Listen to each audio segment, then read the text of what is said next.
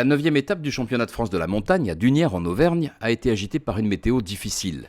Des orages violents ont perturbé les essais de samedi au point d'annuler la 2e montée d'essais et les courses ont commencé dès dimanche matin pour bénéficier du soleil. Des courses fertiles en incidents mais qui n'ont pas fait trembler la hiérarchie. Ainsi, en championnat sport, Nicolas Schatz descend le scratch à chaque montée et empoche une 8e victoire qui confirme ses prétentions à un 6e titre.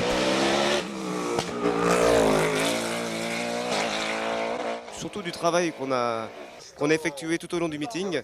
Donc c'est évidemment une super victoire, je suis très heureux et j'ai hâte d'être au Mont d'Or. Sébastien Petit, vainqueur ici l'an dernier, prend la place de dauphin malgré une première montée terminée au ralenti. Le travail acharné de son équipe lui permet de matcher dans les 2 manches suivantes.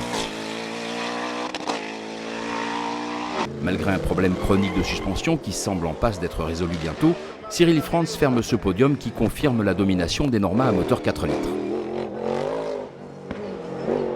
Leader des F3000, Geoffrey Schatz place sa Reinhardt 95D en 4e place. Le tête-à-queue de sa 3e montée n'empêche pas Benjamin Vielmy de placer son Osella en tête des CM3 devant David Meillon, alors que les CM2 sont dominés par Yannick Latreille.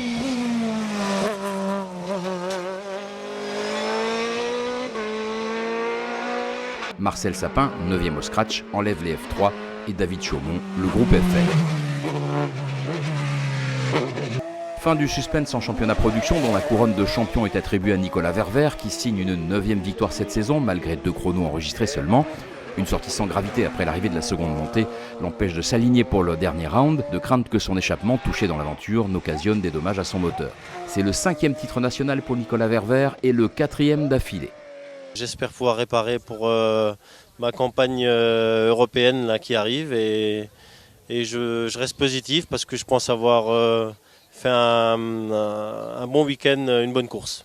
Peu de chronos ont été améliorés dans la 3e montée et c'est donc sur la seconde manche que Francis Dauzière conquiert la seconde place devant Pierre Courroy qui empoche par la même occasion le GT de série et donne la mesure de son talent. Le GT1 est à mettre au crédit de Cyril Malmanche sur Caterham R300.